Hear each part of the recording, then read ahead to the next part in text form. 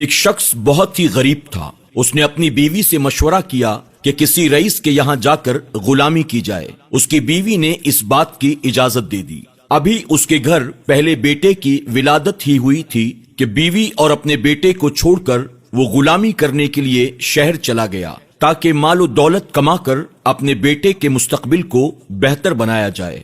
وہ دور ایک شہر میں جا کر 20 سال تک ایک رئیس کی خدمت کرتا رہا۔ 20 سال کے بعد اس رئیس آدمی سے اجازت لے کر وہ اپنے گھر واپس جانا چاہتا تھا۔ وہ رئیس آدمی بڑا سخی تھا۔ اس نے اسے بہت ساری بھیڑ اور بکریاں بطور تحفہ دے کر اسے مالا مال کر دیا۔ وہ واپس آ رہا تھا، اسے راستے میں ایک جھوپڑی دکھائی دی۔ اس جھوپڑی کے اندر ایک درویش موجود تھا۔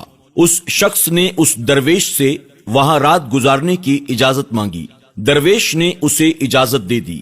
رات میں اس نے اس درویش سے گزارش کی کہ آپ مجھے کچھ نصیحت فرمائیں۔ درویش نے کہا، میں نصیحت کروں گا، لیکن میں نصیحت کرنے کی قیمت بھی وصول کروں گا۔ اس شخص نے کہا، ٹھیک ہے، مجھے منظور ہے۔ درویش نے کہا، ایک نصیحت کے بدلے ایک اونٹ لوں گا۔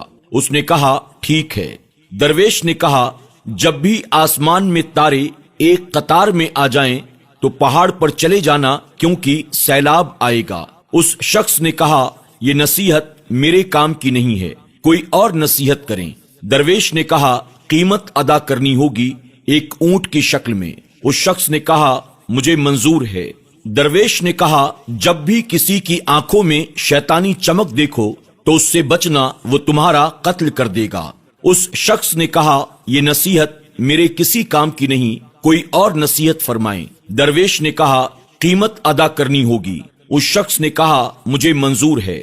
درویش نے کہا کہ رات کو سو جانا، کبھی کسی انسان کا قتل مت کرنا۔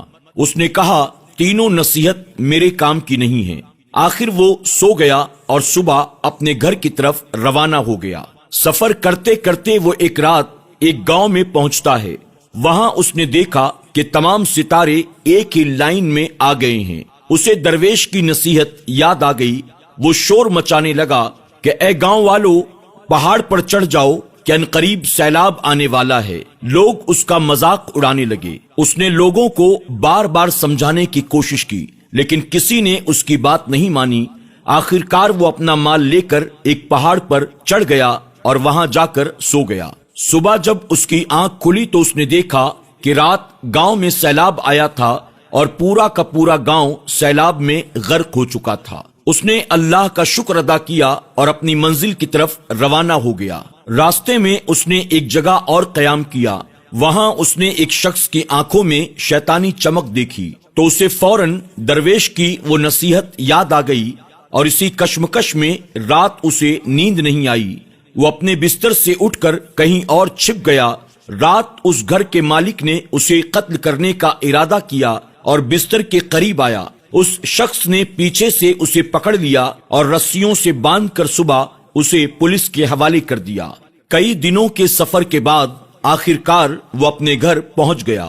اس نے گھر میں دیکھا کہ اس کی بیوی چارپائی پر کسی نوجوان کے قریب سو رہی ہے۔ اسے بہت غصہ آیا اور اس نے اس نوجوان کو قتل کرنے کا ارادہ کیا۔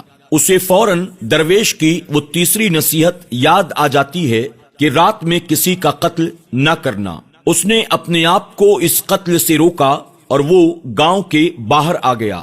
صبح گاؤں واپس آ کر اس نے لوگوں سے اپنے گھر والوں کا حال معلوم کیا تو پتا چلا کہ وہ نوجوان میرا ہی بیٹا ہے جسے رات میں نے قتل کرنے کا ارادہ کر لیا تھا۔ وہ گھر آیا اور اپنے بیوی اور بیٹے سے اس نے ملاقات کی۔